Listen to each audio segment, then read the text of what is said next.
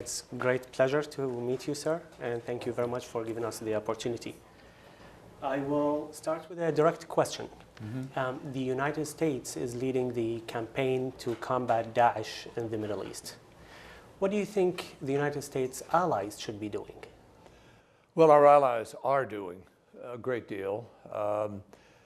There are 66 nations involved in this effort against Daesh. But the countries in the Middle East, particularly, are deeply engaged in this effort. We're working to cut off finance that comes from various places. We're fighting to prevent young people from being indoctrinated, and so we have a number of social media initiatives to reach out to people and to counter Daesh's narrative. In addition to that, we are reducing the flow of foreign fighters very significantly by tightening the rules of travel in airports and customs, visas, so forth. And we are, I think, quite effectively working together in the field against the Daesh operatives and have eliminated many of their leaders from the battlefield. And I now can say that we've re-liberated and re-secured 44% of the territory that Daesh held in Iraq and about 17% of the territory in Syria.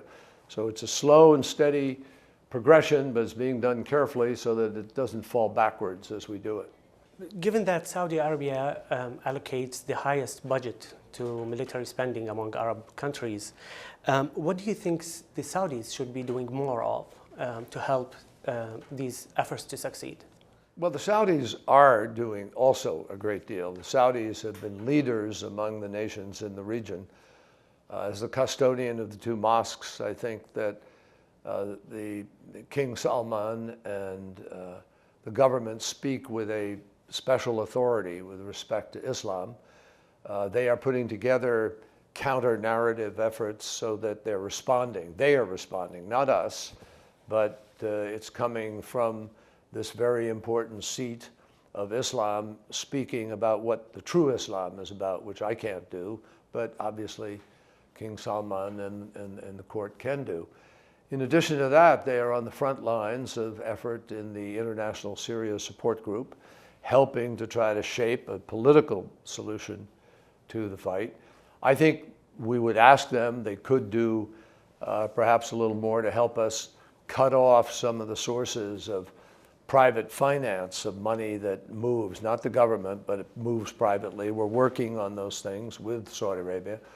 But they've been a very key and important partner in this effort. Many Iraqis have taken to the streets lately, peacefully demanding a political change.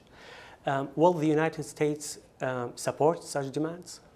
We support specific reforms in Iraq, and we have been very clear with Prime Minister Abadi and with the government that in order to progress, in order to bring Iraqis together, in order to stabilize and grow the country and get their economy moving, they need to be inclusive.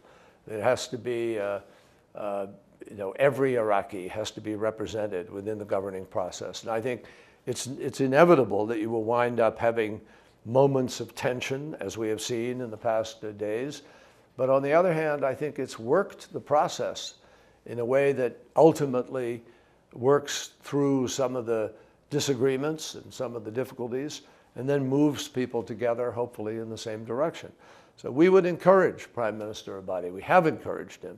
And Vice President Biden is there, even as I speak, having conversations with them about this particular need, which is to be inclusive, bring people to the table, work through the differences, and make sure that everybody is represented in a fair and sensible way.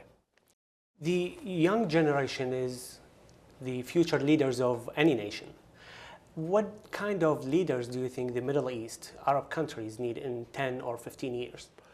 Well, I think they need the leaders now, and they're beginning to see younger leaders emerging. And for instance, in Saudi Arabia, the Deputy Crown Prince, Mohammed bin Salman, has been leading the effort on a number of different fronts, particularly the economic transformation of the Kingdom of Saudi Arabia.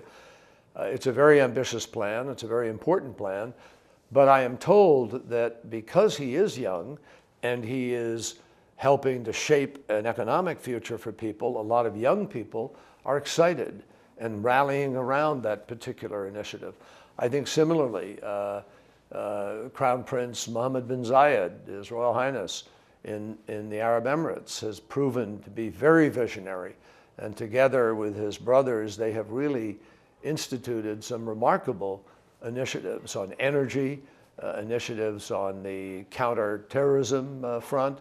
They've been very forward-leaning to stand up against Daesh and against al-Qaeda.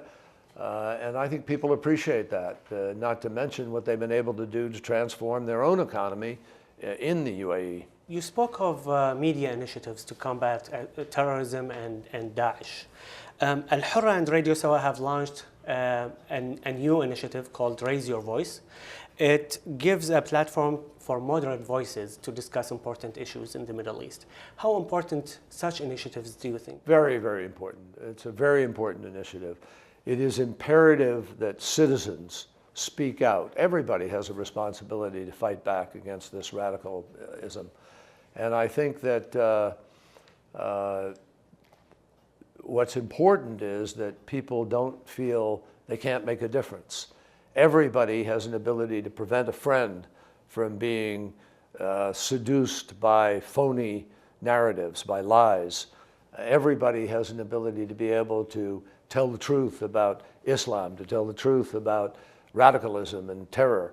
And I think that until people do speak up and fully make their voices heard, it's very difficult to mobilize the full energy that we need to against violent extremism. All violent extremism needs to be negated.